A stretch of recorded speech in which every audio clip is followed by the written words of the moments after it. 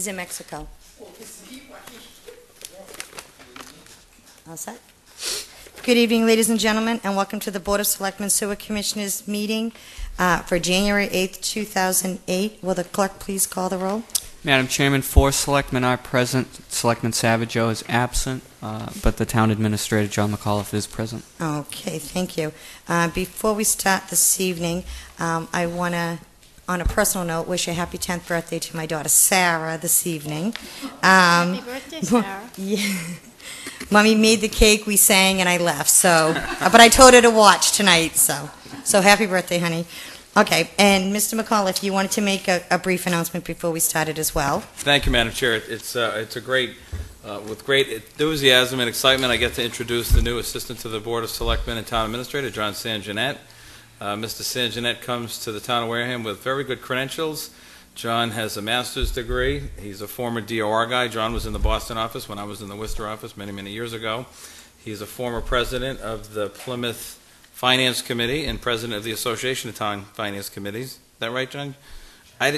Chairman. The association. Where's your president of the association as well? He's been an assistant town manager, a town administrator. He lives in Plymouth, so this is going to be a big quality of life improvement. He took a few dollar pay cut, but we're happy to welcome him here. He began yesterday and actually joined us Saturday for the training session with the Finance Committee, which was a nice productive Excellent. day. So it's kind of exciting to get some new blood in and tackle some projects, and we've kept him real busy for 2 days. Excellent, and it's only the beginning, look at it that way, so, well, welcome aboard, John. Welcome to Thank you. He is a genuine workhorse, Madam Chair, but he has to pick up his kids at karate tonight, so he's going to the personnel board Thursday night, though. Well, I knew he was when I called this morning, and he was already there, so yeah. Well, welcome, and we'll see you probably in the next few days, so good luck. Okay, the next item on the agenda, now that we've gotten all the pleasantries out of the way, is citizens' participation. Is there anyone that wanted to address the board this evening? Come on up, Jim.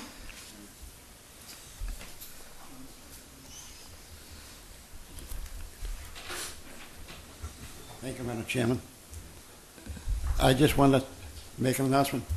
The State Disability Commission is going to have their meeting here this February 21st, and they're going to be passing out backpacks to any disabled person. And they're going to meet downstairs. I believe the room number is 248. It's next to the Veterans Administration office. So they'll be meeting in the Multi-Service Center, room 228? 228, yeah. 228 on February 21st. Is there a time? 1 to 3 they're going to be here. 1 to 3. Okay. And They're trying to travel all over the different parts of the state to have their meetings and the monthly meetings. Oh, excellent. So they asked us if we'd post one, and I said yes. So I've talked to the town administrator about it. All they asked us was for a small collation, like coffee and donuts or something easy. Good. And cheap. Excellent. All right. Well, thank you. And what did you say? That they'll be giving out backpacks to any disabled person who needs one? Yeah. Excellent. They're supposed to have something like what they'll need for the case of emergencies and what have you. Oh. Packs are supposed to be worth $50 to $75. Beautiful. And it won't cost them anybody a dime that gets there. Excellent. And the public is invited to the meeting. All right. Thank you very much. Thank you. Is there anyone else that wanted to address the board this evening? Okay. The next item on the agenda is, we don't have any bills, so we don't have to do that. Interviews. Did you, I think there was a party. I had spoken with a party earlier today, Madam Chair, that was interested in addressing the board. Okay. And You want to come on up? before we move on, citizens? if they're Okay, still sure. interested in.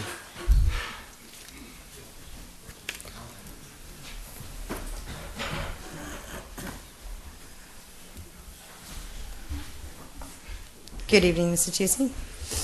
I don't need an introduction, do I? Not with us, I don't know. But you can introduce yourself for the record. My name is Brock Tucci. I'm here from Maple Park Campground in Cranberry Bogs. And I just came back at Mr. McAuliffe's urging, I think, to try to offer some kind of a solution to this. And I guess in the spirit of cooperation, come to an agreement for myself to get the permit you want me to. I've brought Bill Madden as another engineer, and his work will mirror what Ben Gilmore started, but probably more detailed. It'll take some time. What I'd like from the board is to let the trucks start moving again, because they're absolutely killing me. This isn't, I guess, I don't know if we can call it a trade-off, but that's what I'd like to ask you to consider tonight, to lift the cease and desist order. It's Well, I don't think we'd be able to lift the cease and desist without a hearing, because we would have to do the hearing just to agree to the conditions of the permit. You know, what you would agree to, what we would agree to put that on the permit. That does have to go through the public permit. We can expedite it and... Right. expedite is to what degree? Because it probably... Well, a hearing. I mean, when would you be ready with plans, Bill? Or Our goal would be to complete the plan work within a 2-week time frame. There's a certain amount of field survey that we have to do there and prepare the application, which Brock has already taken care of. But that's essentially is really the survey work in the plan prep. You know, as you know, the cranberry bog component of it is, I'm going to say, relatively academic with respect to the plan preparation. It's pretty uniform with respect to a design criteria and what have you. So it's really just collection of field data, pulling that together and putting it on the plan. But you know, one of the things that we, getting back to what Brock had brought up about trying to get the trucks running, it did seem to be, to me anyway, that I do quite a bit of earth removal permitting throughout the region, doing quite a bit of bog design as well. And one of the things that just struck me as a little bit different is that it's the way it's written in the bylaw. And I recognize that the board has already taken a vote and things of that nature, but it says not to work performed in normal construction. I mean, normal construction I think can mean different things to different people. Just as with normal improvement and maintenance of land and agricultural use, what might be normal to you or to me might not be normal, say, to Brock. So what we thought is that there was really only one, when we look at the criteria that the board needs to evaluate in issuing the permit, there's really only one thing that seemed to me that would be of issue, and that would be the safety on the roadways.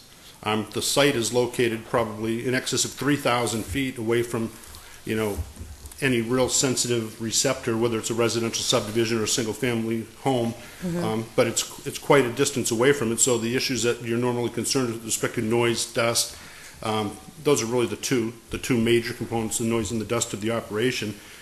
What's the impact on the neighborhood? I think it's relatively easy to make a determination that since there is no neighborhood nearby, and since the distance is so great, and the distance is separated by dense woodland, cranberry bogs, and other types of uses, that really there's not going to be a noise or a dust concern there. Kind of brings me back right to the traffic issue and the safety of the general public on the roads of the town. When we look at what was internally conditioned by Mr. Tucci with respect to speed limits, I mean, there's the posted speed limit on Plymouth Street or Maple Springs Road, whatever we choose to call it, is 35 miles an hour. I think that he has requested that all his trucking be reduced to 10 miles an hour. So when we start to look at, what the findings are that we need to make, really is that traffic seems to be the only thing. The plan, while it satisfies the requirement of the permit application, it doesn't really reflect or have much to do with that traffic or the safety component. So that's, I think, what the crux of our issue is tonight, to see if there was any possible way that some trucks could be allowed to continue on. Well, I think that using that theory is, where the main issue would be, you're absolutely right, would be the traffic concerns. We had a public hearing.